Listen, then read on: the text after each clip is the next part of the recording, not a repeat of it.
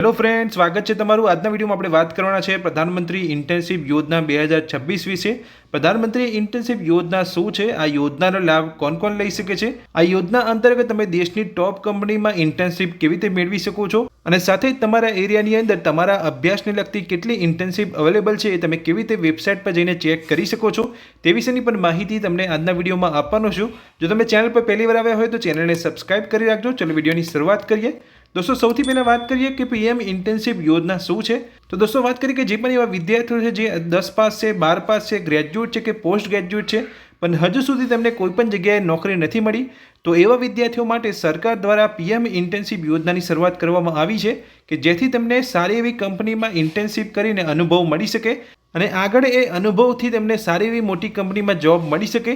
તે હેતુથી સરકાર દ્વારા પીએમ ઇન્ટર્નશિપ યોજનાની શરૂઆત કરવામાં આવી છે. હવે વાત કરીએ કે પીએમ ઇન્ટર્નશિપ યોજનાનો લાભ કોણ કોણ લઈ શકે છે. તમે અહીંયા જોઈ શકો છો પીએમ ઇન્ટર્નશિપ યોજનાની અંદર કોણ અરજી કરી શકે છે.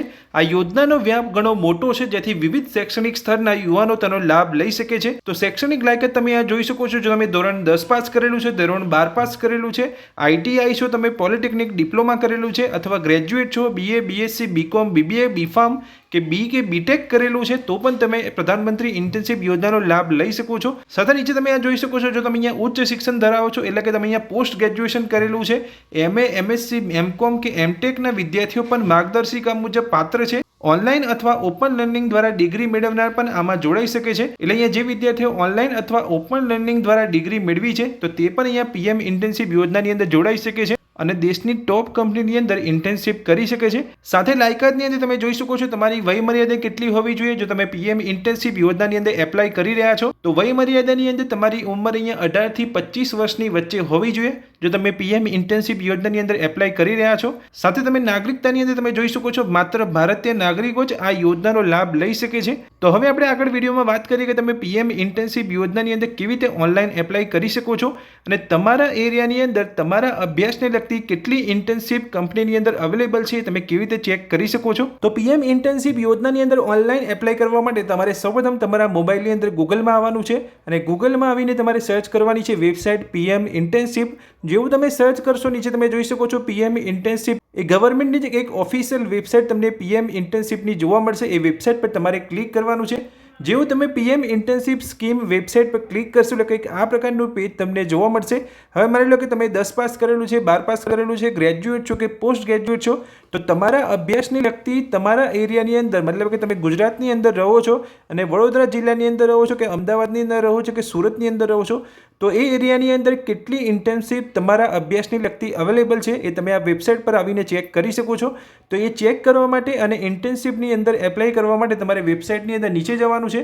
જેવું તમે નીચે જશો તો તમે જોઈ શકો છો તમને અહીંયા એક ઓપ્શન જોવા મળે છે ચેક ઇલિજિબિલિટી.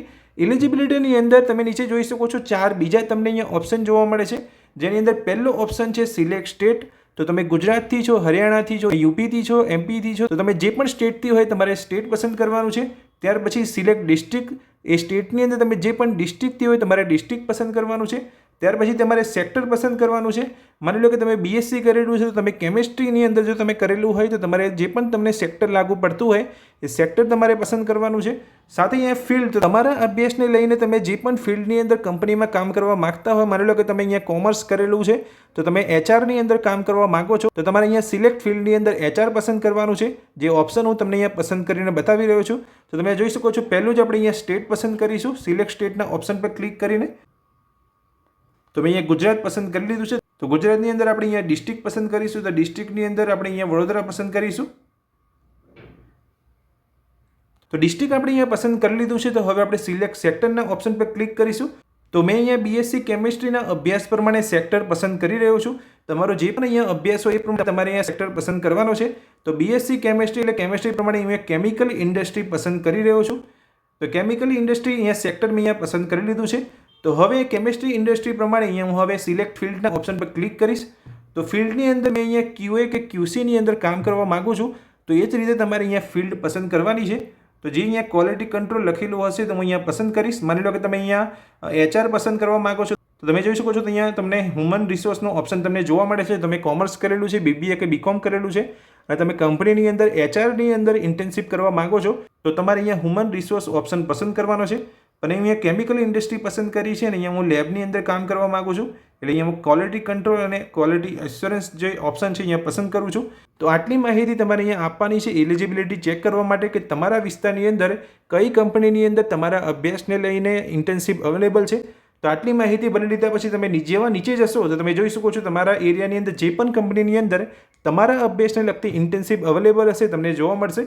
તો જે વડોદરાની અંદર જે ઇન્ટર્નશીપ મારા અભ્યાસને લગતી અવેલેબલ છે જે મને અહીંયા જોવા મળી રહી છે, તમે જોઈ શકો છો ગુજરાત સ્ટેટ ફર્ટિલાઇઝરની અંદર મારા અભ્યાસને લગતી ઇન્ટર્નશીપ અવેલેબલ છે.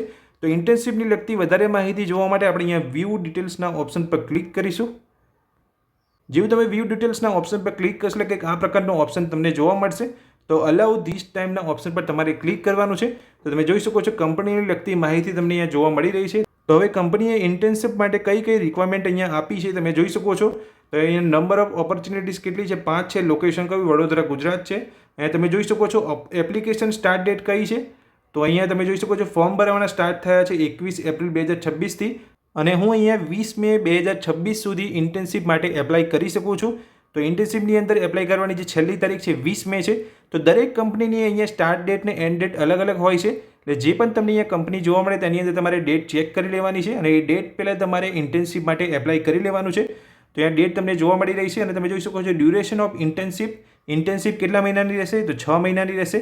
ત્યાર પછી નીચે તમે જોઈ શકો છો અહીંયા બેનિફિટ્સ અહીંયા જોવા મળી રહ્યા છે. 6 મહિના માટે જો હું આ કંપનીની અંદર ઇન્ટર્નશીપ કરું છું તો મને અહીંયા કેટલું સ્ટાઇપન્ડ આપવામાં આવશે? તો 9,000 રૂપિયા મને અહીંયા આપવામાં આવશે. 9,000ના સ્ટાઇપન્ડ સાથે તમે જોઈ શકો છો બીજા કયા કયા બેનિફિટ મળશે? તો મીલ બેનિફિટ્સ મતલબ કે મને કંપનીની અંદર જમવાનું પણ મળશે, એટલે સાથે મને અહીંયા હેલ્થ બેનિફિટ્સ પણ મને કંપની દ્વારા ચૂકવવામાં આવશે. સાથે અહીંયા કંપનીની અંદર ઇન્ડોર સ્પોર્ટ્સ પણ રમાડવામાં આવશે. તો આટલા બેનિફિટ્સ મને અહીંયા ઇન્ટર્નશીપની અંદર મળશે, જેવા અહીંયા રેગ્યુલર જોબની અંદર મળતા હોય છે તે જ રીતના બેનિફિટ અહીંયા કંપની દ્વારા ઇન્ટર્નશીપની અંદર ચૂકવવામાં આવી રહ્યા છે. સાથે તમે જોઈ શકો છો જે ઇન્ટર્નશીપનું જે લોકેશન છે એટલે જે કંપનીનું જે લોકેશન છે એ મેપ દ્વારા અહીંયા બતાવવામાં આવી રહ્યું છે. તો અહીંયા 20 મે અહીંયા છેલ્લી તારીખ ઇન્ટર્નશીપની છે. નીચે તમે જોઈ શકો છો જે ક્વોલિફિકેશન ડિટેલ્સ અહીંયા નક્કી કરવામાં આવી છે કંપની દ્વારા ઇન્ટર્નશીપ માટે એ બીએસસી સાયન્સ જ છે, જે બીએસસી કેમિસ્ટ્રી પ્રમાણે જ મેં અહીંયા સર્ચ કર્યું હતું. તો જોઈ શકો છો પૂરી માહિતી અહીંયા આપવામાં આવેલી છે. તો હવે જો તમે આ ઇન્ટર્નશીપની અંદર જો તમને તમારા એરિયા પ્રમાણે જે પણ તમને ઇન્ટર્નશીપ કંપનીની અંદર જોવા મળી રહી છે તેની અંદર જો તમે એપ્લાય કરવા માગતા હોય તો તમે જોઈ શકો છો આ રીતનો ઓપ્શન તમને ત્યાં જોવા મળશે એપ્લાય નાઉ. તો એપ્લાય નાઉના બટન પર ક્લિક કરીને તમે ઇન્ટર્નશીપની અંદર એપ્લાય કરી શકો છો. તો આપણે એપ્લાય નાઉના બટન પર ક્લિક કરીશું.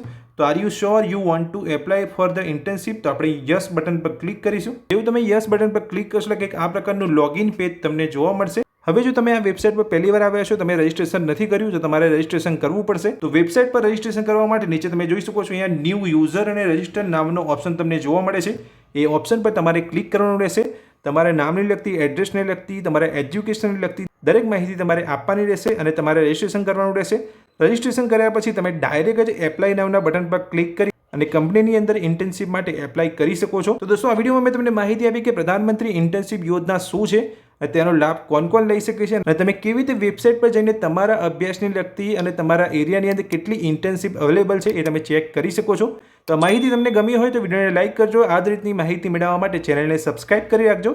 Thank you.